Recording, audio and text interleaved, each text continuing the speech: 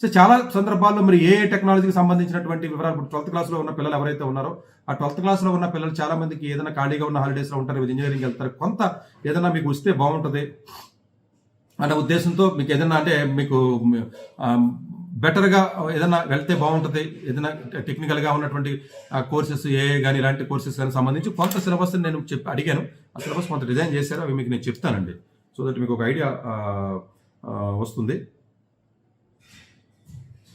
ఫిజిక్స్లోకి వచ్చేటప్పుడు కూడా ఫిజిక్స్ కూడా మెజర్మెంట్ అండ్ యూనిట్స్ కానివ్వండి, స్కాలర్స్ అండ్ వెక్టర్స్ కానీ, కైనమెటిక్స్, స్టడీ ఆఫ్ మోషన్ కానీ, లాస్ ఆఫ్ మోషన్ కానీ, వర్క్ పవర్ ఎనర్జీ కానీ, basic things and gravitation, properties of matter కానీ, heat and thermodynamics, waves and sign, light, electricity, magnetism, modern physics, energy resources, scientific skills in physics కానివ్వండి, mathematical tools in physics, conservation of law of field concept, motion in different forms, ఇట్లాంటివి ఏవైతే ఉన్నాయో జనరల్గా physics ఉన్నటువంటి main 5 pillars ఏవైతే ఉంటాయో motion, force and energy, matter and its properties, waves and light, electricity, ఇవి కొంత టెర్మినాలజీ మాత్రమేనండి. డెప్త్ వెళ్ళడం గురించి మీరు ఎక్స్పెక్ట్ చేయకండి. తక్కువ టైంలో డెప్త్ ఎక్కడ వెళ్దాం, జస్ట్ అండర్స్టాండింగ్ ఎక్కువగా ఆ అండర్స్టాండింగ్ దృష్టిలో పెట్టుకుని చెప్పడం జరుగుతుందండి. సో అది ఫిజిక్స్కి సంబంధించి మీకు ఆల్రెడీ నేను చెప్పాను. అలా కాకుండా ఎవరైతే 12th క్లాస్ పాస్ అయినటువంటి విద్యార్థులు ఎవరైతే ఉంటారో వాళ్ళు కానీ 9th 10th ఉన్నటువంటి వాళ్ళు ఎవరైతే ఫారెన్ వెళ్దాం ఫ్యూచర్లో కొంచెం ఏదైనా సిఎస్కి సంబంధించిన కనెక్షన్ ఇప్పుడే ఉంటే బెటర్ అనుకుంటే, అంటే జేఈకి వెళ్ళే వాళ్ళకి ఇవి నేర్చుకోవాల్సిన అవసరం ఉందా అని అడిగితే మేబీ ఇండియాలో రిస్ట్రిక్ట్ అయినప్పుడు అవసరం ఉండకపోవచ్చు. బట్ జనరల్గా ఎవరైతే ఉంటారో ఇప్పుడు పైథాన్ విత్ ఏఐ నేర్చుకుంటే మంచిదండి. యాక్చువల్ హాలిడేస్లో జెన్ ఏఐ, లేకపోతే data analytics with AI, data science with AI and ML,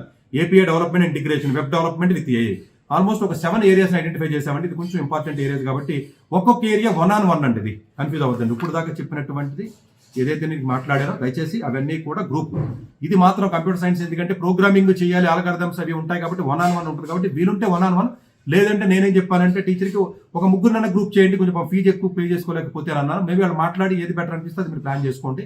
so probably Google form fill up చేస్తే ఆ టీచర్ ఏదైతే ఉంటారో ఆ టీచర్ మాట్లాడతారో మేబీ ఒక 2-3 కంటే ఎక్కువ పెట్టకూడదండి. ఎందుకంటే ఎక్కువ పెడితే మీకు ఏం వచ్చిందో అది తెలియదు.